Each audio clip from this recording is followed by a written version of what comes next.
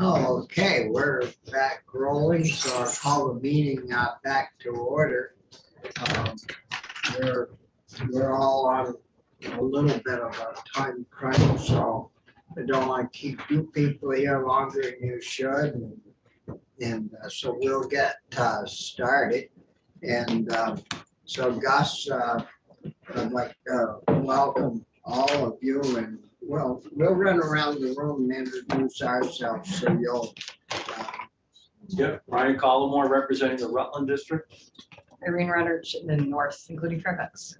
Brian Campion, the Bennington County District. And Bobby Starr from Orleans County. Rich Westman should be right along from the board, so.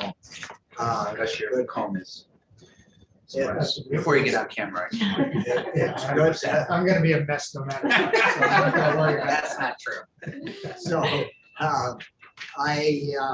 Gus, I'll turn it over to you and we'll get started it. And I'm gonna ask Tracy to join me right from the get-go, if that's okay. Sure. You can have two chairs up there or four if you want. Yeah, you can move up on the We'll corner. do a little swap. It's Okay. okay. Plenty of space. Yeah, morning, Tracy. Good morning. Nice to Good see you. see you, yeah. Okay, so by way of introduction, for the record, I'm Beth Sealer, Director for the Vermont Housing and Conservation Board. And with me is my longtime colleague, collaborator, and now interim president of the Vermont Land Trust, Tracy Chow. I'm delighted to be here with her. And joining us also is Liz Gleason, who's the director of the Farm and Forest Liability Program. And also in the room is our policy director, Polly Major, who we've met before. And it's always a pleasure to be in this room with you, Senator Starr, and with Senator Westman, as really the people who initiated our program all those years ago. We understand you wanted to talk specifically about how do we help young farmers get access to farmland. So I hope I have that right. Yeah, we've had quite a few questions so far even this year about getting into the business and how rough it is. So. Yes, and it is rough. I do, and we'll get into this more, but we're gonna talk about challenges and opportunities, what tools we use, including something called an option to purchase at ag value, which we began to use the first 12 or 13 years of our program when we bought development rights from farmers. We just had a right of first refusal when they were ready to sell it. And then in the early 2000s, we added this option to purchase at ag value. And so now a majority of the easements that are publicly funded have that on it. And it's a tool that Tracy will talk about more later, but it's intended not to be utilized, but to discourage non-farm buyers from buying farms. And we will support and have supported lots of young farmers who don't have 50% of their income coming from agriculture get started. But when Bill Gates shows up or a doctor from Philadelphia who wants to buy a retirement farm at a discounted price, we have a tool that basically says, what's your plan for farm?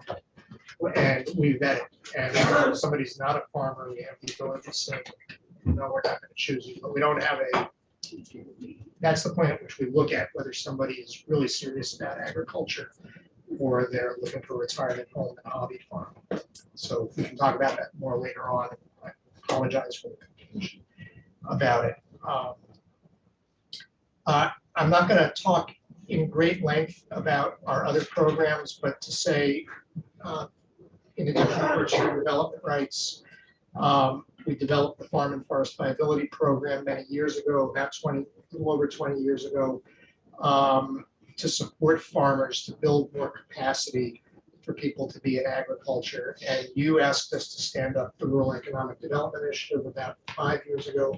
And I think it's now helped 21 folks win value-added producer grants. Is that the right number, Liz? It might be a little bit less than that, but certainly over the course of the Farm Viability Program, it's been at least 20. So that's the grant writing support that we give to people in rural communities to go after federal funds that are not easy to get. That's been quite a program. How many million, do you know what that's from? We've spent $500,000 and it's brought in over $10 million so far. So pretty good return on Well, investment. it's pretty good return. Your institutions committee gives us a water quality program to manage, which is often used by farmers either to participate in BMP or in EQIP and help leverage that money as well. And then finally, and I think you heard from some of the advocates for the Land Access and Opportunity Board, that's a program that was initiated, a new board that was initiated last year, and you asked the AHCB to be the home for it. And they're particularly want to tackle the challenge of helping marginalized communities come into farm ownership and come into home ownership. The picture you see here is a farm where in Randolph, where we bought development rights, I think probably in the late 90s. It's operated for more than 20 years by the Beidlers, and they've since sold it. And the way the transfer was arranged was to add a retroactive option to purchase at ag value to their easement, and that lowered the price by about $240,000 to the incoming farmers by adding that to it. So while in new easements, we always put this option on when an old farm comes up and needs to be transferred, we sometimes add it, and it adds a way to make the farm more affordable. We'll talk about that more as we go through the slideshow, but that's a farm in Randolph that's benefited from adding that option. These are all farms in the last couple of years that have been the subject of buying development rights and transferring, and I think Liz and the viability program has also worked with some of the landowners. And Tracy, you may want to, you will know more than I do about any of these, so if you want to jump in. And not on these specifically, I think we'll hit them as Okay, we go. hit them as we Yeah, go. yeah. But the one in Rockingham is on the Williams River, and that was actually transferred from grandparents to grandson. And we'll talk in a few minutes, we'll show you a slide about how much it's reducing overall cost compared with full value. Briefly, we are matching dollar for dollar with development rights, a federal program every year. And next year, through the Inflation Reduction Act, we're told that will actually be much more than $3 million available if we can find the match. We provide support to organizations, and we'll show you a slide of all the organizations that are working on farm transfers. That includes the Intervale Center and UVM Extension, a group called Land for Good, as we move through. But the picture of the Schwinier farm is one I've shown you a different picture in the past of what that farm looked like when Guy's dad owned it in 1999. And when Guy took over, knowing the development rights were gone, he basically said, my number one value is soil health. And he has been an all-star NRCS cooperator. This year we nominated him for the New England Aldous Leopold Award, which he won, which actually came with a cash prize. And his plan is to transfer the farm. He took the farm organic. We helped him through development rights buy a neighboring farm a few years back. And his plan is for his son, Matt, who's very active in the farm, to take it on as his farm in a few years. Guy up in Highgate. Yep. Tracy's numbers are going to be a little different from the ones I'm showing you because the Vermont Land Trust with philanthropic funds has conserved more farmland and more farms than we have. So these are the numbers with public funds or private investment, but there's some that have just been conserved with private funds. About 4 out of 10 deals now have been specifically around the issue of farm transfers right now. Others are anticipating a transfer sometime in the future. And I know that at least 2 members of the committee worked for many years with Sam Burr when he was in Ledge Council, and he's somebody whose farm was conserved back in the 90s. He actually carved off a piece that Habitat and others built some housing on, and he's in the midst of transferring to his son Silas. So this chart is just showing you what the before value, the blue lines are what farms on average are going for as they're appraised, and the yellow line, that orange bar is showing you what the value is after you've bought development rights. And so through the pandemic, the development value has gone up We left one farm out of this as an outlier, but that's a farm in Stowe that Senator Westman will know, the Ricketson farm. And what happened there in the pandemic, just to speak to where our real estate market is NRCS requires that if an appraisal is more than a year old, they have to do a new appraisal. So, and I've never met Kenny, I'm sure you know him. He's a very shy man, I know his sister.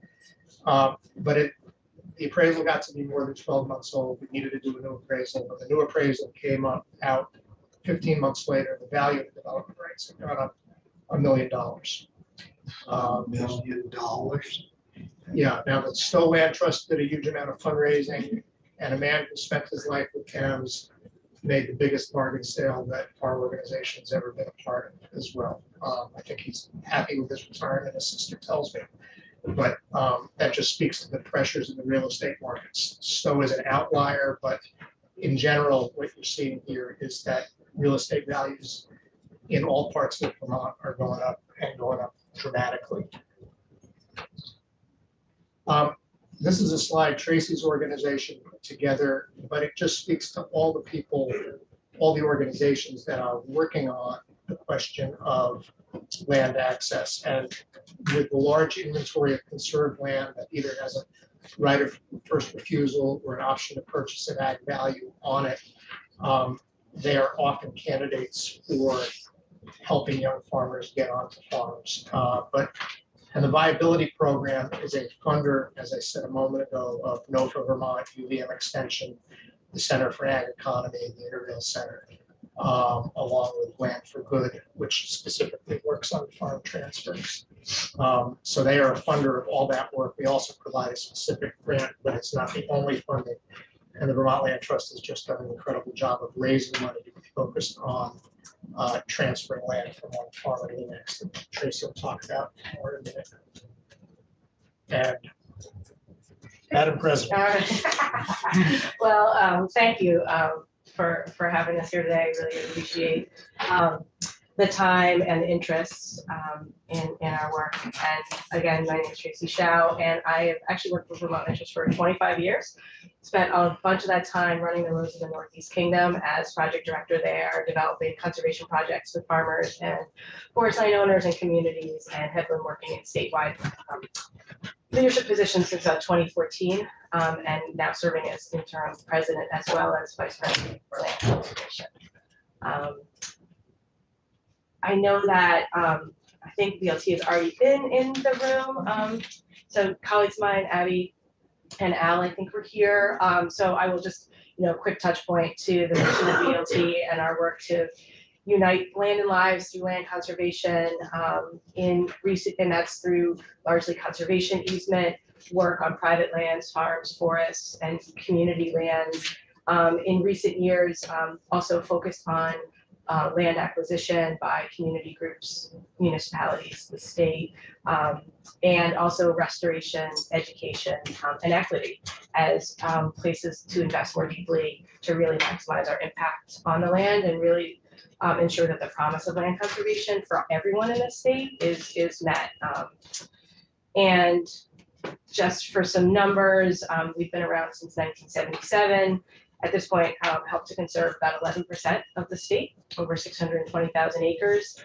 We steward over 2,300 easements at this point, and I think it's safe to say that that is one of the largest stewardship portfolios in the country by easement numbers in one of the smallest states. So a lot of experience now with easement stewardship, and have 46 staff statewide.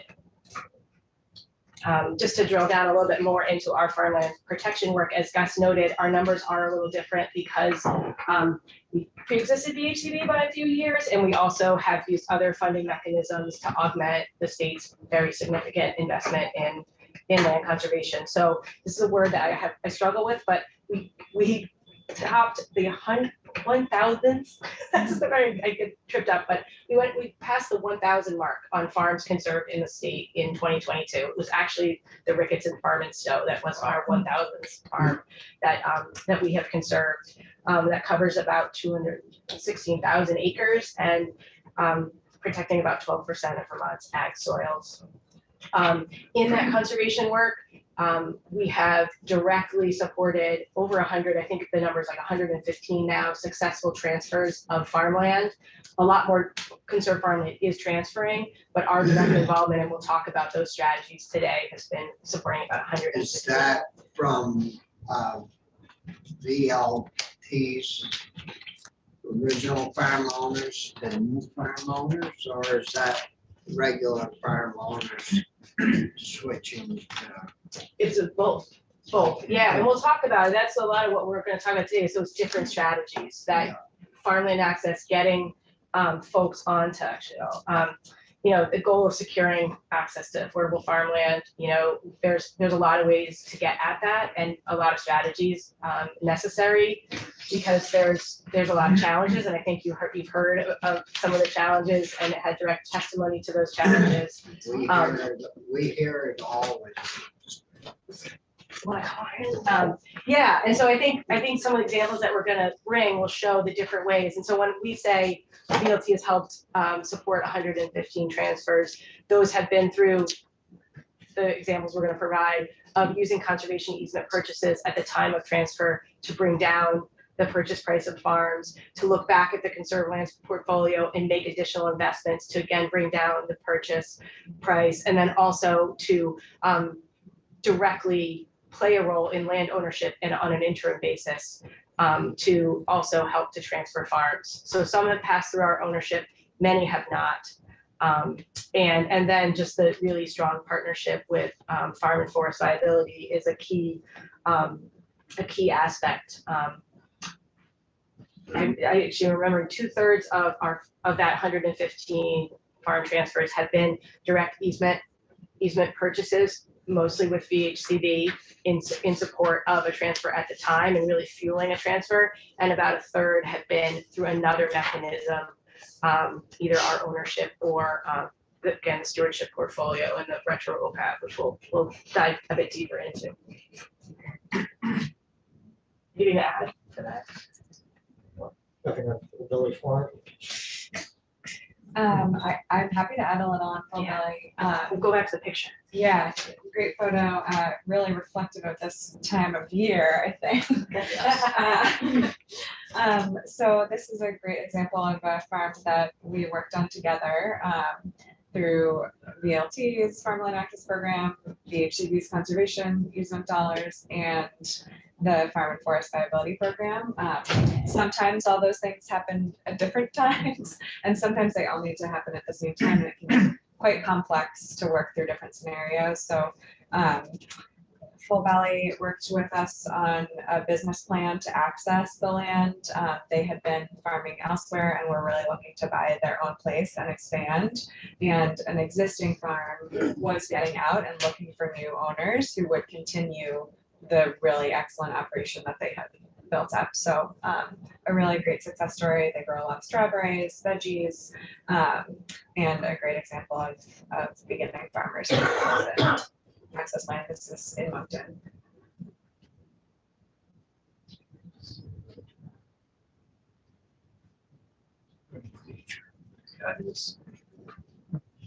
Yeah, I don't know if we tagged where that is.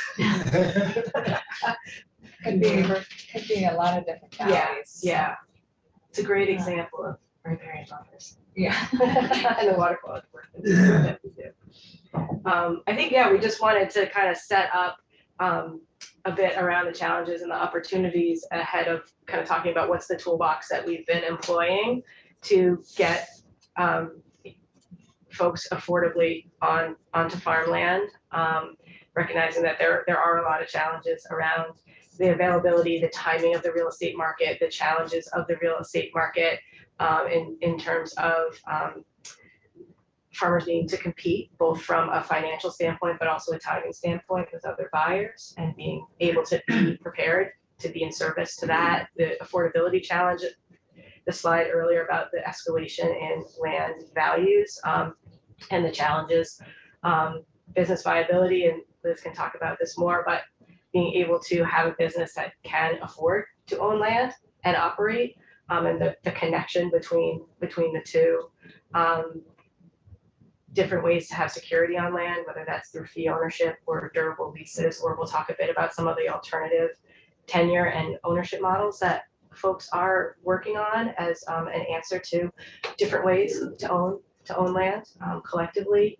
And then equity, just recognizing the structural barriers that members of of marginalized communities face that are above and beyond those that may be entering with more of a leg up from either their circumstances, their legacy of land ownership, and really trying to think differently about the tools so that everybody has opportunity. This morning, this morning I was meeting with an individual in regards to our sustainable food supply and from the Northeast region. And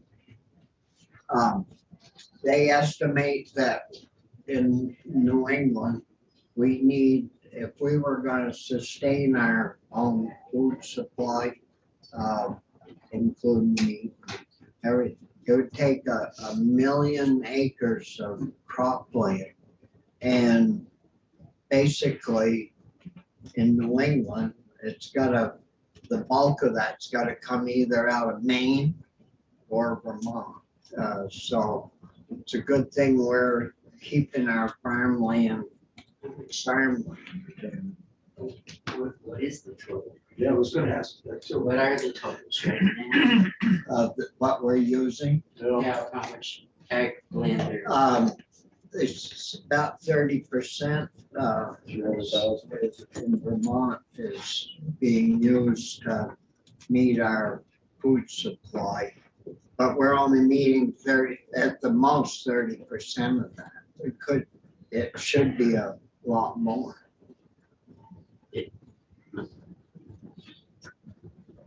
And then, yeah, just listing sort of, as we think about the tools, how they're supporting new and beginning farmers and their interest in getting onto farms and the partnerships that we need, as well as the new partnerships and new and different tools we'll delve into. Just a story to sort of illustrate some of those challenges, opportunities. I think the equity piece is interesting. And both, sorry, I'm actually reading this as equity in terms of like financial equity, not societal equity. Both are challenges, but the example of, young farmers who want to get into farming, many of whom would have been working on farms as employees, as family members, some of who've been doing it in a volunteer capacity, people who are really engaged in the food system but not farming. Like, there's not a lot of opportunity to build a down payment, to build any equity in any business that you're a part of, such that when you go to purchase your own land, there's not a lot there. And I think that slide on the easement value compared to the purchase value of those huge differences in that bar graph really shows both like how incredibly critical a tool a conservation easement is for new and beginning farmers particularly, and how it can really be one thing that addresses that financial equity piece. That being said, you're still looking at hundreds of thousands of dollars. That's, what is that, like a $2,000 and $3,000 a month loan payment back when interest rates were like 3 or 4%, much higher now. So when you look at like a monthly basis for young farmers, people without a lot of money, it's really significant even at that price point. And I think like a beautiful tool, a really needed tool, doesn't erase some of the financial hardships of agriculture. And I think it speaks to the business viability partnerships and helping farmers, build a business that can sustain that sort of debt and be successful, because just getting on the land isn't enough. And that's where the wraparound services and that diagram showing all the partners is so critical. And I think where Vermont is working hard to really fully support. How many acres does it take for a person starting out, like growing vegetables? to be able to meet their mortgage, and has that ever been figured out? Really depends on the crop that they're growing, on, you know, what kind of debt they might have. Debt load is like one of the biggest indicators of future business viability. The lower your debt, the more opportunity you have to succeed and reinvest in your business and not be sort of thrown aside by big risks. But we see like diversified direct to market vegetable producers, like you can get started on an acre if it's really good land and you're managing really intensively. But that doesn't give you room to rotate your Right. crops. It doesn't give you room for a farm stand. Generally, you need actually quite a bit more space than an acre. Yeah, for a dairy or a beef farm, it's you know, got to be more like 100. Yeah. And why I asked that question is, we had Commissioner Fish and Game a week or two ago, and they had crop damage from deer, right? Yep. And this vegetable grower, and he said it's all been checked and double checked and verified, but they had 3 different plots that the deer went in and ate the veggies. It's over $200,000 in damages that, of course, they have to cover it. And so we've been looking into that, but it didn't sound like it was a great big farm, like with 200 acres. It was a small operation, but had over $200,000 in damages. So it doesn't take a big lot of land to grow a lot of high value food. Yeah,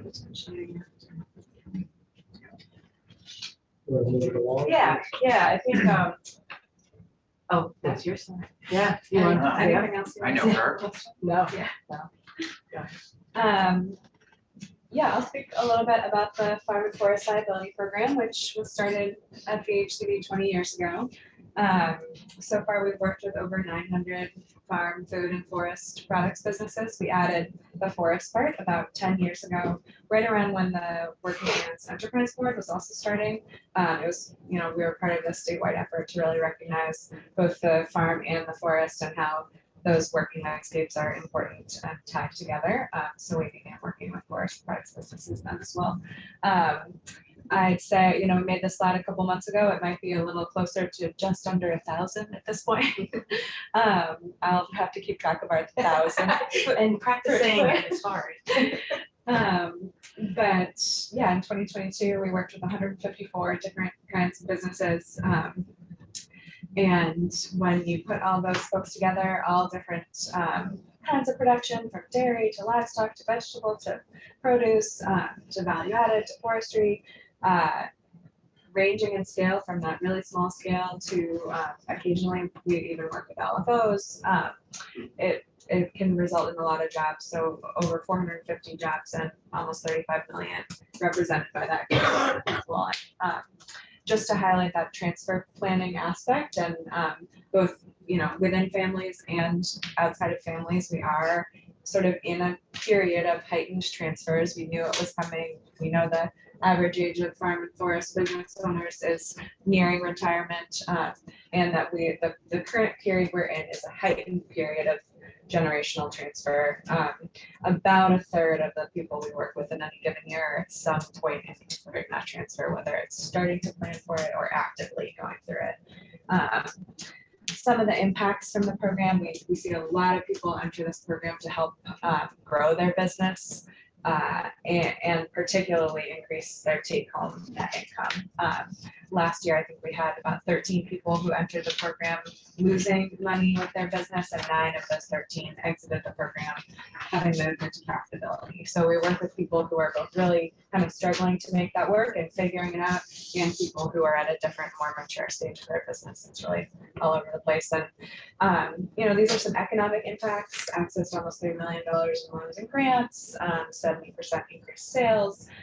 But the sort of softer side, I think, is even more important, and people see increased satisfaction with their business and their ability to generate income for their family from their business, and increased satisfaction with work-life balance, which we consider to be one of the biggest wins of this program. Sometimes people enter and they're like, my goal is to figure out how to take one day off a week. And that's a major metric of success. I also just want to say that with the one-time funding in FY22 and 23 from the legislature, the viability program has been able to grow really significantly. We hired an additional 2 full-time farm and forest business advisors who are housed at the Intervale Center and UVM Extension. So now we have like 16 or 17 people engaged. It's not all people full-time, but several of them are, including those new positions that were added as a result of the one-time funding. So, And I should say, last year, for those of you on the Appropriations Committee, you increased our base funding, and we increased the viability program's budget. We basically doubled it to $2 million.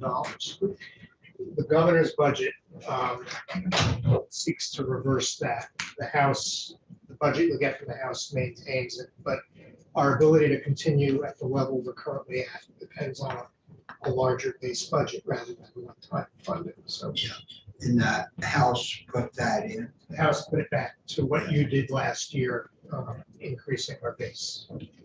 That's not important for us.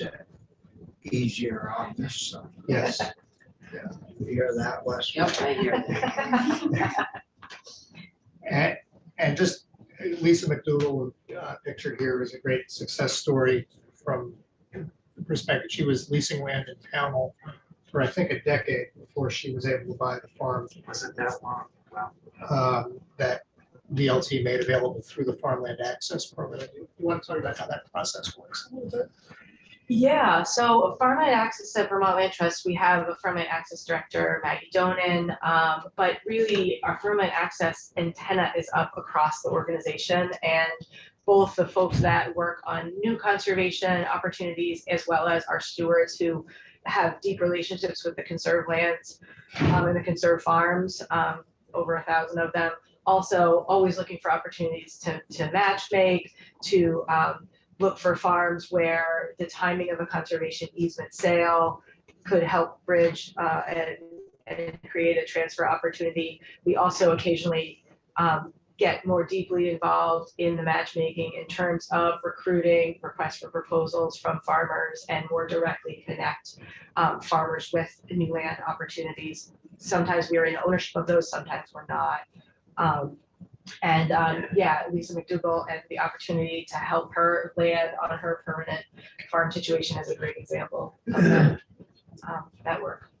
When a farmer wants to get out and sell their property, and a young person, of course, would like to purchase it, do the farmers selling like to get all their money, half their money, because of tax purposes, or are they any of them willing to spread it out over a given period of time, or? It's a great question. I think the transition planning work kind of helps landowners figure out what their needs are. Yeah, it can be very different in terms of whether there's the opportunity to, and whether it's a family transfer. Sometimes those are harder or easier, I think, depending on the family dynamics. But in some cases, there's that ability to spread out a sale or bring someone into ownership. When it's two parties that don't know each other, giving them the support to think about those different options and the financial needs. Yeah, right. But it's become more and more difficult for small farmers and young people to make the transfer and do the transfer. I don't think we ever imagined 25 or 30 years ago as we put this together, that farmland itself would be assessed and people would be paying the values they're paying now. And when it's a minimum of $3,500 an acre in, a town like mine for the farm portion, not the the development rights are gone. It's very hard for anybody to come in. That's a fair Mhm. criticism, Mhm. and It's not meant to be a no, criticism. but Yeah, it's a no, reality. yeah, It's a yeah, reality yeah, that we're all contending with. yeah. And it's, I don't know if we've figured out solutions to every I don't piece of the think problem. there is. I'm sure we haven't, Yeah. but I know that we want to work hard to figure it out. And some of it may be, you've put a lot of work into what is now Vita Vec, and some of it is how do people finance their operations, what's their operation going to be? But clearly, it's a bigger challenge, and the more valuable the land, the more there needs to be, whether it's philanthropic help or private resources or public resources, we need to work at that. And you might want to just begin to talk about the various And I would say, tools. God forbid if it's and I'm not of that religion, so, but if it's besides somebody that's wealthy, that's come from out of state, that owns a big house and they want a protection next to their, none of us can afford it. Well, and we'll speak to the affordability option and some of the ways that helps some of those situations of escalating farm values and real estate values, and some ways that it doesn't quite get there. We were talking about small and large farmers and beginning farmers, and just some of the ways we're starting to think about, I think a lot of what we wanted to show today was like, here's the tools we're using now. There are multiple, because there are multiple ways to get at the problem and to solve some of the challenges. And we're also learning over this 20 years of doing this, where we need to add tools or iterate on those tools because they're not quite getting there, as we try to disrupt, the forces that are working against really farmland affordability, for all the reasons, all the examples that have already been given.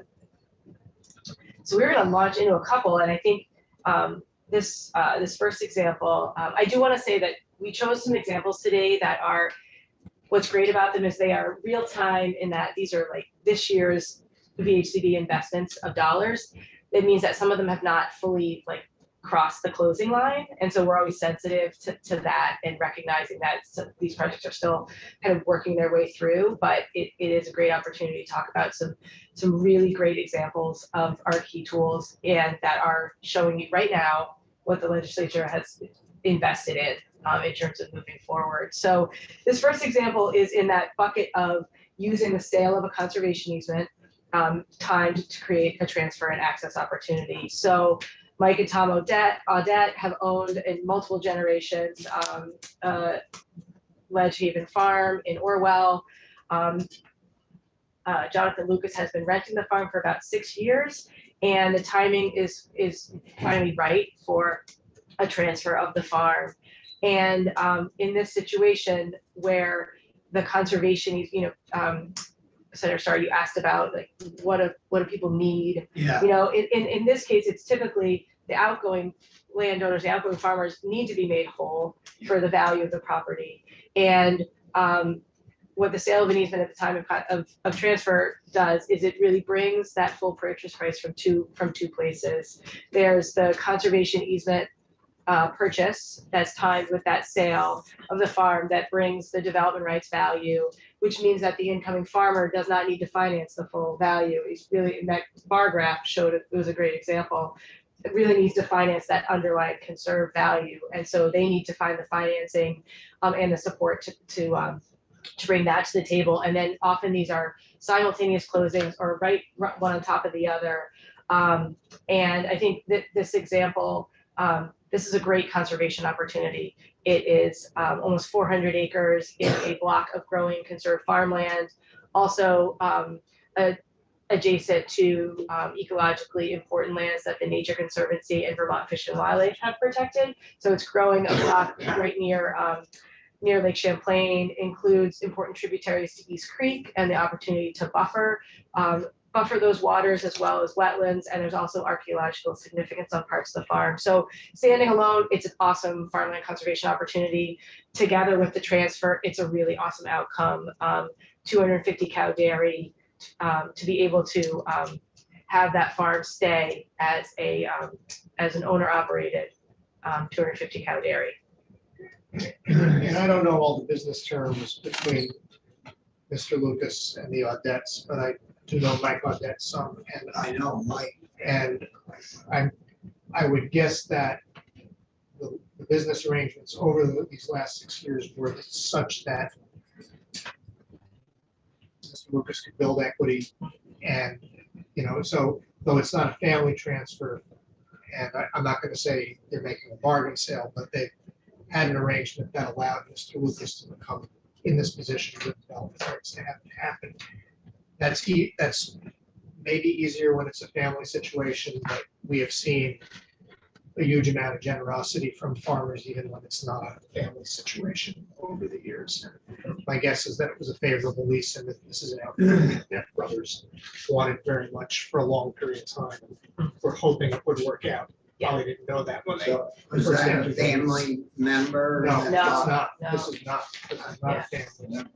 And I think what's significant there is that John has been there for 6 years, so having that opportunity to build some equity, to build cow ownership, you know, can be an easier situation that, a farm is suddenly on the market and someone needs to act quickly. And so we have been in conversation with them for years. Alan Carnat's our longtime farm project director in the Champlain Valley. Well aware and known the Audettes for a very long time. It's exciting this will be closing later this fall, but really exciting that all the pieces have come together. The availability of conservation dollars, the willing seller and willing buyer, so. Yeah, you buy a 250 cow, 400 acre farm. I mean, you're talking some serious money. So this is, we had a couple slides about the option to purchase at ag value. Gus did a really great job of kind of setting up that tool, which is now in, had starting in about 2004, was really started to be added and replacing the right of first refusal that had been historically retained at the time of farmland conservation. In VLT's conservation portfolio, at this point, 556 farms include the option to purchase it at ag value. So that's an important number to remember for like the next example, because it means about half the conserved farm portfolio includes the option.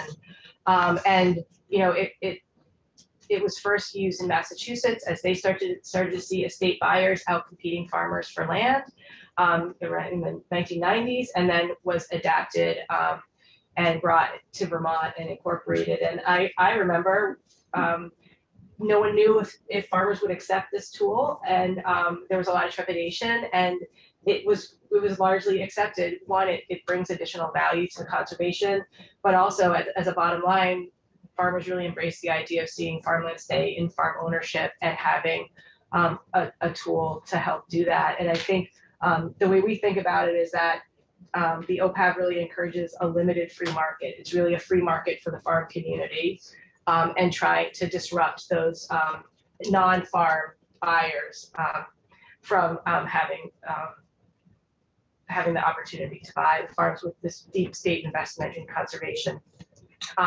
Just a few kind of nuts and bolts about how the option works. It is not triggered by a sale to a family member or to a farmer. And so the Vermont Land Trust, VHCB, we only have the opportunity to consider exercising the option if it's a non-farm buyer. And for the purposes of the legal document and that bar of what is a farmer, it's determined one of two ways.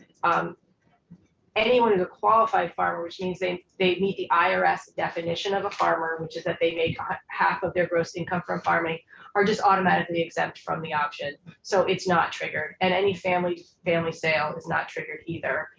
If the buyer is not a family member or a farmer by that definition, then the owner needs to provide the purchase and sales agreement of an offer that's been made, and the buyer needs to produce a business plan to the easement holders so we can assess, even if they don't meet the IRS definition of a farmer, is their intention to farm the land? Do they have the supports in the background to be successful? Is this really a farm buyer? And if so, then we can waive the option. If the buyer doesn't meet that criteria, we have the opportunity to consider exercising the option. And the goal of that is to redirect the farm back into farm ownership. So as an example, but just to give you an idea of how this option has played out over the last 20 years, we have only exercised the option once.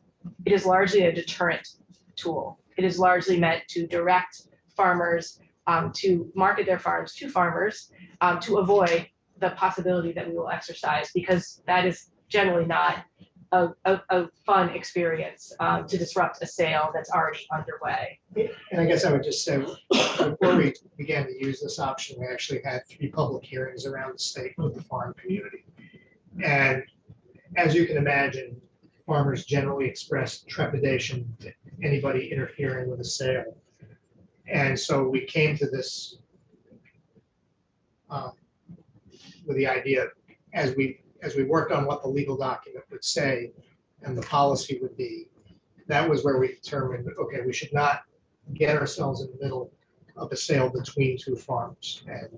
And I think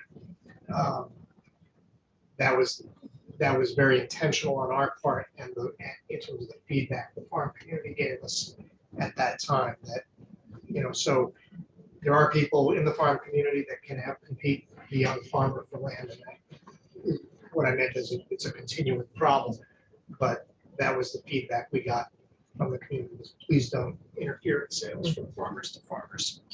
Right, and because farmers with this restriction in their easement generally are marketing their farms to other farmers, we again have only had to exercise once. We've provided 3 notices of the potential that we'll exercise, and those in other cases have redirected back into the farm community. We've waived the option over 200 times. So that's an example of a buyer that comes that may not meet that IRS definition of farmer because they're new in beginning, because they just don't have that track record yet, but they have the supports, they're involved with the Farm and Forest Valuability Program, they have farm experience, and then we waive the option to enable them to buy the farm. So, And so, yeah, so for the example, do you want me to walk through that? You want to hit your, so the option is set up that a base value of the farm as agricultural land is set in the conservation easement from the original appraisal when the development rights were purchased. The appraiser sets what that value is based on comparable sales. And if we were to exercise, it's that number plus a factor for inflation, plus the value of any buildings that have been built since conservation. So this example, a farmer, bought it for 200, they got it under contract for 410, but 315 is actually the agricultural value at the time. And so we have the ability to exercise at that 315, and that would be the price that the successor farmer that we would recruit would pay. So it's, again, trying to bring the price down from the non-farm sale. how many years, when the farmer acquired the farm, 300? This is just like a round numbers example. I don't know what, in this one case, it was probably 5 to 6 years. I don't know. But a short period of time. It can be depending on the market. Yeah. Well, what I was getting at is they made a living, must be, from that farm. but they also gained net Yeah. 115,000 over Right. that Right, Yeah, right. 6 or 8, or even if it was 10 years, they made 10, 15,000 a year just on. Right. Well, and some of that could be the value of improvements as well. So one of the key things is to recognize that if farmers invested in infrastructure, that is part of the resale value of the property, because that is the hard cost and being passed on. So yeah, just wanted to give a little background on the option to purchase at value. So I noted that about half of the conserved farms in the state at this point have that option embedded in their conservation easement, because we started to add it in 2004. About half don't, though. And so another really important tool, and Gus mentioned this, is the purchase of that affordability option at the time of the transfer from a farm that was conserved years prior. So this example is Woods Market Garden on Route 7 in Brandon. And what's fun about talking about this example, this current project, is that this is really Farmland Access 2.0. The purchase of this farm in 2000 by John Satz from former Representative Robert Wood and his wife Sally was, if we talk about 115 farm transfers we supported, that's probably number 1 or 2 in our tally. It was one of our first farmland access projects, and really gave birth to a much more robust program of teaming up conservation easement purchases and farm transfers. So John Satz bought the farm, used conservation proceeds to make the farm affordable, spent 20 years building a really vibrant business and a beautiful family there. He sadly passed away in 2021 of cancer, and his widow, Courtney, decided that she couldn't maintain the farm. And it was a second opportunity for us collectively, Vermont Land Trust, VHCB, to work on finding the next opportunity for that farm. And so the purchase of a retro OPAV, so adding that affordability option, was teamed up with, John had actually bought 65 additional acres after conservation. So he bought 82 acres in 2000. He'd added 65 and had not conserved them. So we were able to buy a fund, and we haven't quite closed yet, but purchase an easement on 65 acres, purchase affordability on the whole. And that dramatically brought down the purchase price for the new farmers who are now on the farm and continuing what has been a very long legacy of a well-loved and successful farm business. The purchase of retro OPAVs is a really critical tool. We're doing 2 to 3 a year. Really appreciate VHCB support and the setting aside of funds for this really important piece of the land access toolbox. It's also an opportunity to look back at older conservation easements that were developed at a time where the focus on water quality was different. The set of tools in our easements to address water quality concerns were different. And so what we do when we go back to an older easement to add affordability, we also take a new look at water quality protection opportunities, add buffers to streams, add wetland protection. So we're not only helping, again, to bridge these transfers and make them more affordable, but we're also strengthening the overall conservation outcomes. And that's very much the case here. There's a large wetlands that's being protected, some buffers that are also associated. I don't know if there's anything to add from the liability side. I guess I would say that I believe Dan and Elise moved here specifically to move onto this farm. They had been living out west and were trying to move to Vermont to farm for quite some time and just weren't finding the right piece of land to meet their needs. And so it's really a beautiful story of people finally finding a spot to land. And the farm viability business advisors were able to work with both the exiting owner, Courtney Satz, and different advisors working with the entering folks to help them figure out those conflicts, like what does each party need to make this really work for everyone. Yeah, that couldn't have been a cheap sale. Exactly, and because of the small size of the parcel, the successful farm business, the ability to buy down some value, and get real state, it's a great state investment. It's affordability for the future, it's water quality protections, and it's bringing new farmers onto land, so. And just for the old folks in the room who worked with Representative Wood, you may remember that when he became chair of the institutions committee, we had a very colorful speaker of the House who made conservation a priority, which was not Representative Wood's priority at all.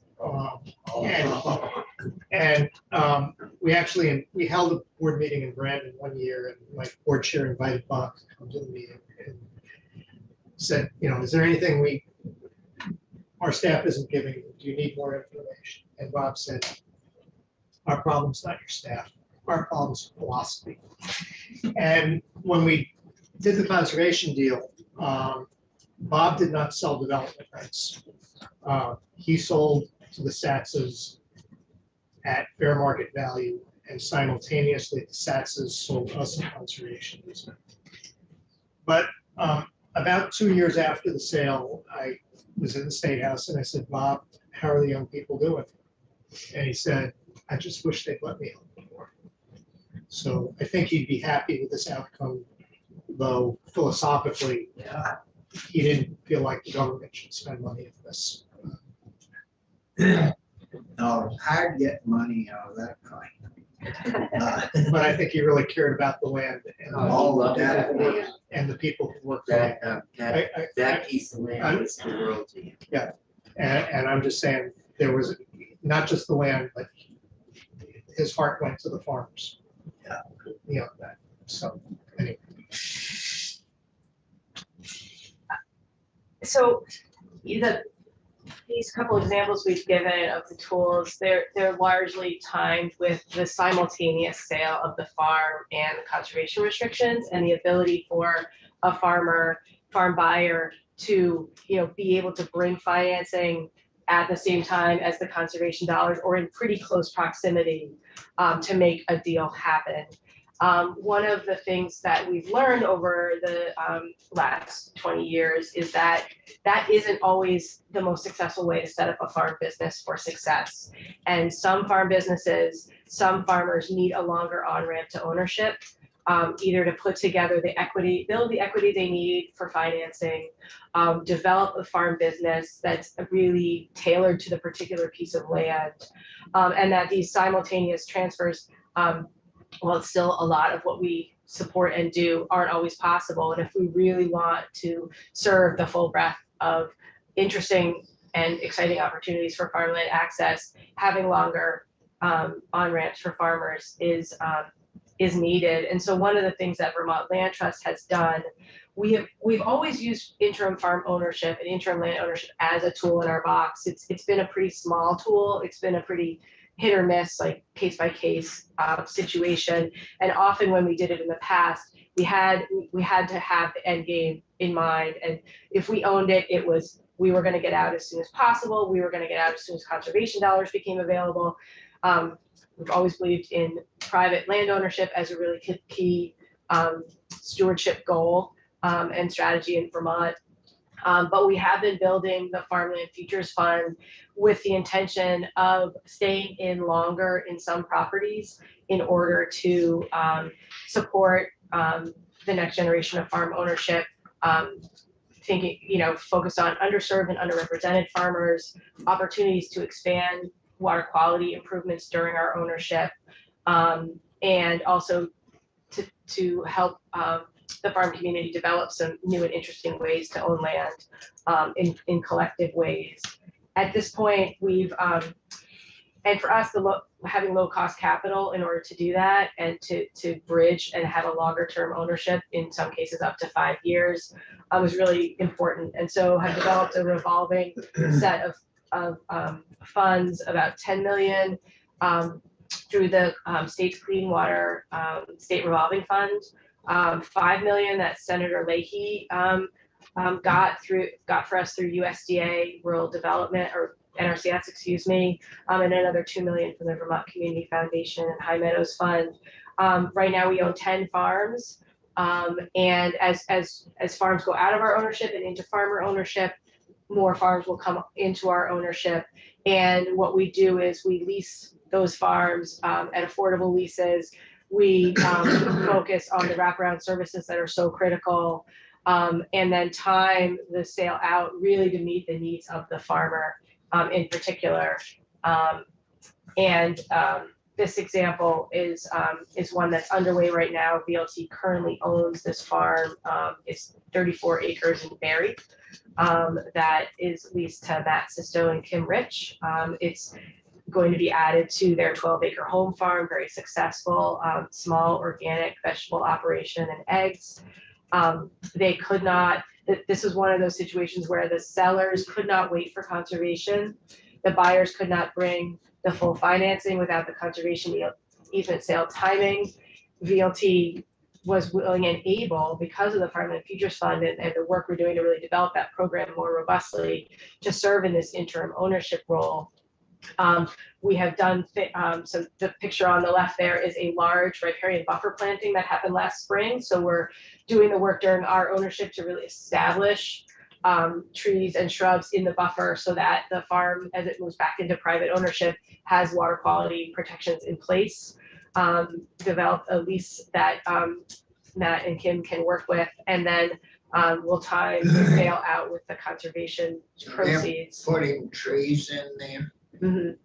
That was a big volunteer day. We had folks from a whole bunch of volunteers. It was a really fun day last spring. This is also a farm that we are undergoing a new program at USDA NRCS called the Buy, Protect, Sell program. We don't always like to be the first in the country to try things with federal money, but we keep finding ourselves doing it, and we are in this case, and it's painful. It's painful, but I think also we're helping lead the way to find the challenges in that funding and give real direct feedback to the Farm Bill work that's underway about how to improve that program. So we're trying to buffer the farmers from the pain points. We're trying to help the rest of the country hopefully benefit from the experience, and we are at the least heartened that that USDA and NRCS thinks that Buy, Protect, Sell, these interim transitional ownership situations are worth conservation dollars and calling out. I'll just add that this Old Hill Farm is another example of where the Farm Forest Viability Program worked with them simultaneously to all of this. So we started working with them a couple of years ago when they were still just on their initial 12-acre farm, which I think only had about an acre for vegetable production. Their ultimate goal was to grow so that both of them could be farming full-time. And so this property will get them closer to that goal. We ran a bunch of different financial scenarios, figured out sort of what could they afford, how were they gonna scale up to support 2 people full-time making a living.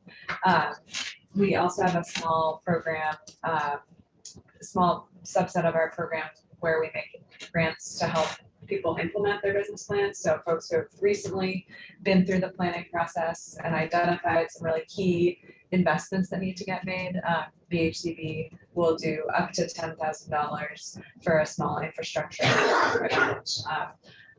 project. So they last year got $10,000 to help improve their barn, which is where the farm stand is, and currently that's in the works and looking really good.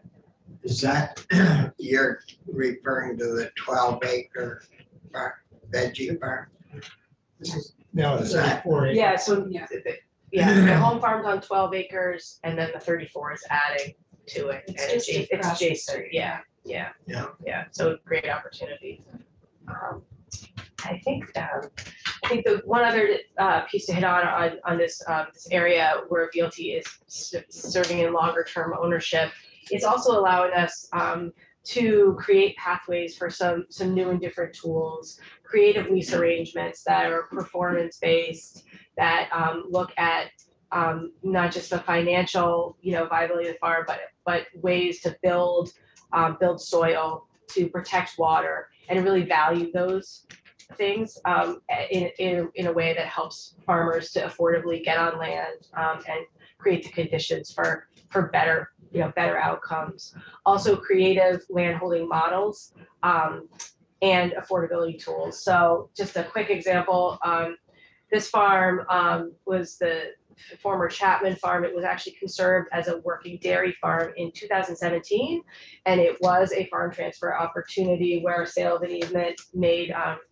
farmers there able to affordably own the property. Unfortunately, they did not make it as a farm and decided to sell and get out of dairying. What emerged was this really interesting collective of farmers and community members who approached the Chapman family, but also Vermont Land Trust, with an idea to try to build a community land trust model and collective ownership. I don't know if you've heard of Agrarian Commons. That's another entity working on these collective ownership alternative tenure models where it's not one person owning a farm, but it's a larger group, and it allows for a collective ownership. So Vermont Land Trust owns this farm. And are working with, we bought the farm in 2021, and we're working with the White River Land Collaborative to support what they're doing around developing their ownership model, developing their collective of farmers who are using the different parts of the property. They're also working with the local Abenaki community on an adjacent forest that's part of the farm. And then the fundraising to eventually move the property into their ownership. And I think what's key here is really supporting farmers who want to explore and pursue different ways to approach land ownership, and giving time for that and getting this land off, because it went on the market in 2021, which was right at the time where Vermont suddenly became a really desirable place for people to come. And so us stepping in builds that time. Yeah, is that, so you've only had 1 year then? A couple years, yeah. So we have a lease arrangement with White River Land Collaborative, and sort of a ramp for them to eventually transfer the farm, and really to some degree moving at their pace. And that's what some of these longer term ownerships are, is moving at the pace that's needed for success. So you see that as working, is it gonna work out, or is it still kind of new to judge that? I think we're optimistic. I think you're seeing models like this built across in other parts of the country. Agrarian Trust is a great example. We're also working with Bread and Butter Farm on some work they're doing around these sorts of models, also similarly owning some land up in South Burlington. I think you can't go into this unless you're optimistic. Not every venture is going to be successful, just like, the Intervale's had people who've succeeded wildly at the Intervale, and they've also had people who said, this isn't for me. So whenever a group of people need to get together and figure out how they're going to work together, We had a young woman, that's a challenge. we had a group of people in last week, I think it was one day, and we had a young woman saying how she just loved to get into farming, but couldn't make it because she wasn't a previous farmer. Well, we sort of knew that wasn't quite accurate, but I can see where something like this, a young person that has no experience could have a plot of land maybe next to somebody that has real experience that they could learn from, that maybe could be successful. Yeah, the incubator farm model, you may think the Intervale is a great example, and we're just really interested in supporting the explorations into these models, because as we know, there's no one size fits all. We are up against prevailing forces that are challenging, and so innovating and iterating and is sort of where it's at right now. Knowing, I guess you said it well, not everything will succeed, but we won't know till some things get tried. And just wanted to clarify one other thing is, like more and more, we're just seeing the price points of unconserved farms being wildly unattainable for beginning farmers. So I think that sort of highlights the need to keep innovating and exploring different models within conservation, because if conserved farms are going to be the main place of viability for beginning farmers, we need to be able to look at different options and try new things. See, I think existing conserved farms are out of the reach, in many cases. Sometimes they can be, which is, You know, I yeah. think we've got a better chance if you're starting out new and buying, the rights and packaging something together now than the stuff that we have conserved. Some of it, and some of it's going back and doing those retroactive affordability purchases because they're bringing more farms out of that portfolio into the, at least the farmer to farmer sales. Yeah, and a lot of the farmland I'm seeing in my community is going to existing farmers, but it's going to large farmers.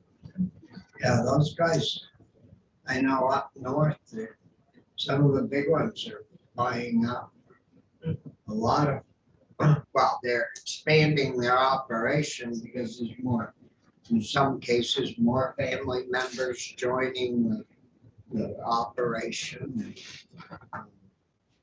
Yeah, but that seems to, I think, work without you folks. Well, I think you will find, and I think this is one of the things Senator Weston is saying, is that sometimes the large farms are buying conserved land. You know, we work with Fairmont on a number of occasions now.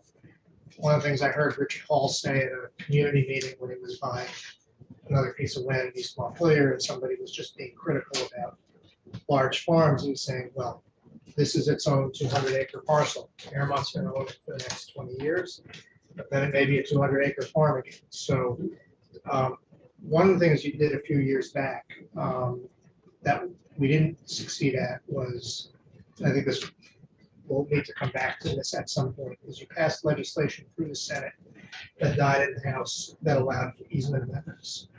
And while I think permanent easements are a good idea, perpetuity is a really long time. And so there's some large farm ownerships in the big farm counties, you know, where we conserve 500 acres, it's all under one easement. And farms are doing two things right now. They're either getting bigger or they're getting smaller. And we may want a tool that's going to allow us to take some of those larger ownerships and break it into smaller ownerships. And that's going to require easement amendments, which are really hard to do. So Now that's going to take a lot to, so the big guys can chop it down to smaller firms. It'll take a lot of money because most of them are a lot of them carry a lot of paper. No, So we really appreciate your time. Well, We're happy to answer more questions either in these chairs or in other conversations. yeah, well, you've always been very good to work with. It's basically easy to work with compared to some of our projects. And so it's great to have you in. And we really appreciate your time and efforts. And we got another project that we're in the works on, but we'll see how that all works out. And you know, if we can be of assistance. And we will, especially as you move to your committee room. Yeah. We only like this when we got money. We get down the other room.